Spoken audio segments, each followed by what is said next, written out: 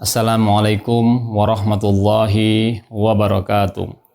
Alhamdulillahirabbil alamin wassalatu wassalamu ala asyrafil anbiya'i wal mursalin sayyidina wa maulana Muhammadin wa ala alihi wa ashabihi ajmain. Rabbi shrah li sadri wa yassir li amri wa hlul 'uqdatam min lisani yafqahu qawli. Amin. Shadaqallahul azim. Kaum muslimin, para penikmat Yandri Channel dimanapun Anda berada yang dimuliakan oleh Allah Subhanahu wa Ta'ala.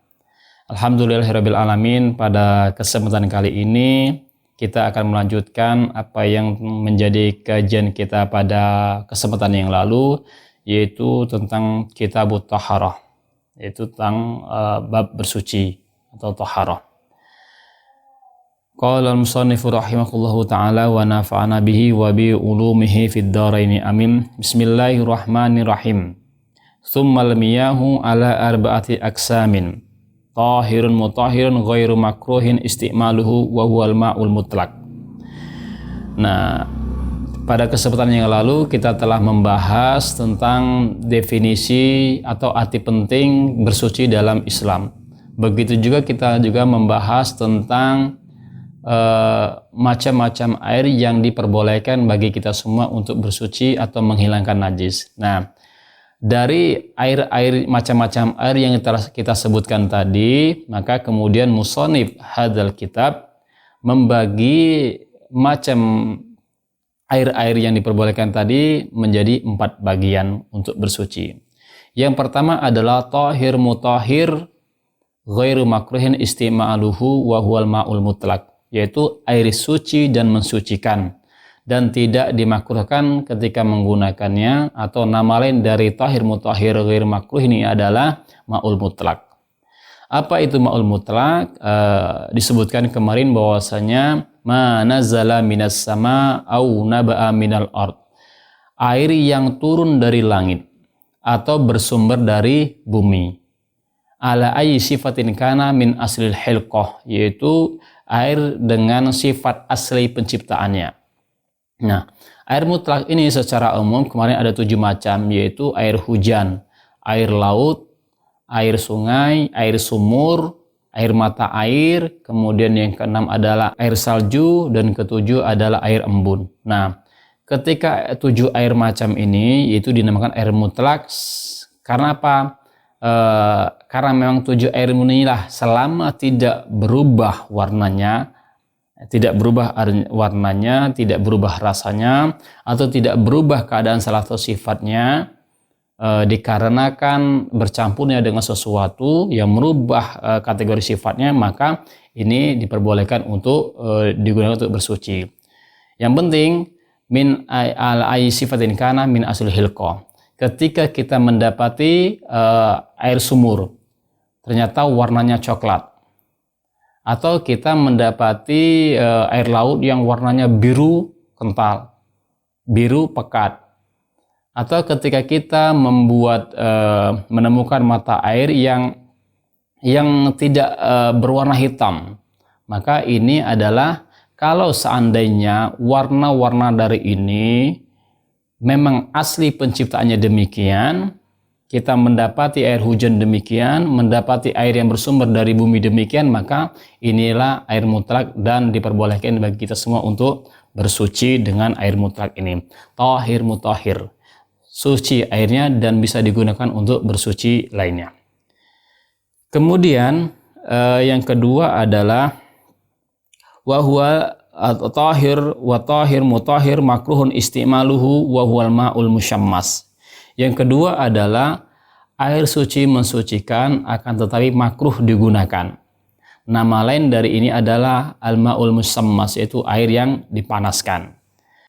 Dipanaskan bagaimana? Ai al-musahkan bi ta'siri syams fi, yaitu air yang dipanaskan di bawah pengaruh atau terik matahari yang terbuat dari wadah dari logam besi itu atau tembaga, selain tentunya dari emas dan perak.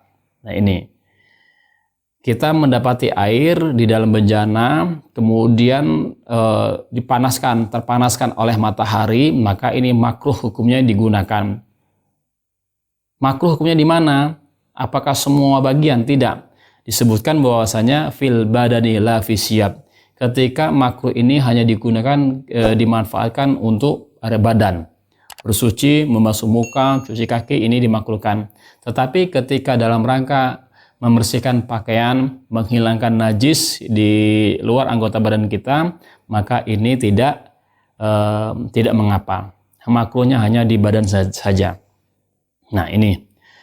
Nah, kemudian selanjutnya adalah ketika air ini tidak makruh selamanya. Ketika sudah dingin airnya, tidak panas lagi, maka wa idza baruda zalat karaha. Ketika air ini sudah dingin, maka hilanglah kemakruhannya tadi. Dan berlaku juga ya wa yukrahu aidan syadidus sukhuna wal buruda. Air ini terlampau panas atau terlampau dingin, ini juga dimakruhkan. Kemudian selanjutnya macam air selanjutnya adalah tahir ghairu mutahhir li ghairihi wa huwal ma'ul musta'mal, yaitu air ini suci tapi tidak bisa digunakan untuk bersuci. Apa itu air musta'mal? Yaitu air yang telah digunakan untuk menghilangkan hadas kecil ataupun hadas besar atau dalam rangka menghilangkan najis. Nah, air yang sudah digunakan ketika kita wudhu di dalam satu bejana, nah sisa air yang kita gunakan dalam rangka berwudu atau menghilangkan hadas besar, mandi, ini dikatakan kategori air musta'mal. Kemudian air yang telah digunakan ini tidak bisa digunakan untuk bersuci, meskipun statusnya adalah suci tapi tidak bisa digunakan untuk bersuci. Suci airnya namun tidak bisa untuk digunakan untuk bersuci. Nah, ini yang air musta'mal. Kemudian wal mutaghayyir. Yang kedua, pembagian tahir ghair mutahhir ini ada dua macam, yaitu musta'mal dan mutaghayyir. Kemudian mutaghayyir adalah air yang mengalami perubahan, air yang berubah artinya, yaitu air yang mengalami perubahan salah satu sifatnya, yaitu baik rasa, kemudian baunya ataupun warnanya. Ya. Air ini dikatakan mutaghayyir karena air mutlak tadi ya bercampur dengan sesuatu barang yang suci pula. Contoh katakanlah adalah kita memasak air putih, ini ada air mutlak. Ketika kita panaskan, kemudian kita kasih kopi, maka ini adalah air yang berubah. Berubah apa? Berubah baunya, bahkan rasanya. Kita mendapati contohnya menimba air satu timba, dan tentunya ini adalah air yang bukan volume yang lebih dari 2 kolah satu timba. Kemudian dari timba tersebut kita siram, kita taburkan garam dengan segenggam. Nah, kemudian berubah rasanya, dan ini juga dikatakan dengan air yang mutaghayyir, air yang berubah. Salah satu sifatnya berubah rasanya, maka ini tidak bisa digunakan untuk bersuci. Meskipun air timba tadi yang dikasih garam tadi suci, boleh digunakan mungkin untuk minum, tapi tidak bisa mencucikan atau menghilangkan hadas. Nah, ini. Kemudian yang keempat adalah air mutanajis. Nah, hukum daripada air mutanajis ini adalah tentu tidak dapat digunakan dalam rangka menghilangkan najis atau untuk bersuci. Oleh sebab itu, air mutanajis ini bisa dikatakan air yang mutanajis manakala pertama, jika volume air kurang dari 2 kolah, kemudian terkena najis atau bangkai, nah kemudian walaupun tidak merubah salah satu sifat airnya, maka tetap dihukumi najis. Nah, yang kedua adalah meskipun volume airnya lebih dari 2 kolah, akan tetapi ketika terkena najis, merubah salah satu sifat airnya, baik rasanya, baunya maupun warnanya, maka tetap dihukumi najis. Ketika lebih dari volume airnya lebih dari 2 kolah terkena najis dan merubah salah satu warna airnya, salah satu sifat airnya, maka hukumnya tidak boleh digunakan untuk bersuci atau menghilangkan najis. Nah, inilah keempat pembagian daripada macam-macam air. Yang pertama adalah tahir mutahhir, yaitu dibagi menjadi dua, yaitu yang pertama ma'ul mutlak, yaitu air yang mutlak, air yang aslinya seperti itu, baik warnanya, baunya, ketika ia turun dari langit atau bersumber dari mata air dan tidak bercampur apapun, tidak merubah salah satu sifat airnya, maka ini hukumnya tahir mutahhir, boleh digunakan, airnya suci dan boleh digunakan untuk bersuci. Kemudian yang kedua adalah tahir mutahhir makruhun istimaluhu, yaitu air yang terkena sinar atau dipanaskan dari terik matahari.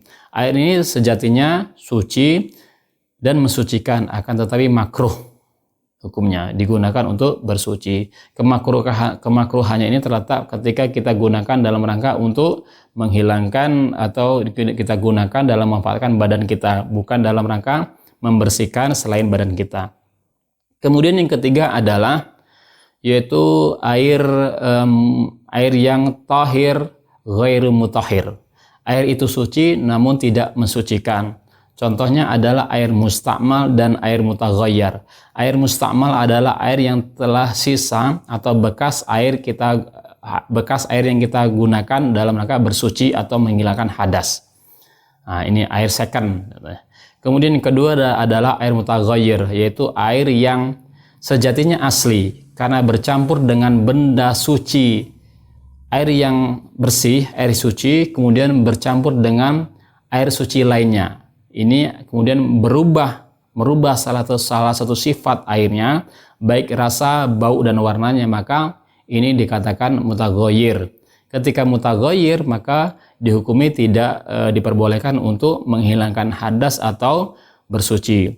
Contohnya adalah kita membeli air atau memasak air putih, ini suci dan mensucikan, tetapi menjadi mutaghayyir atau tidak bisa digunakan untuk bersuci ketika kita campur dengan kopi, kita campur dengan teh, kita campur dengan gula dan lainnya. Dan ketika dapat merubah rasa atau salah satu sifat airnya, maka ini dihukumi air mutaghayyir dan tentunya hukumnya tidak diperbolehkan untuk bersuci. Kemudian yang keempat adalah air mutanajis, yaitu air yang terkena najis.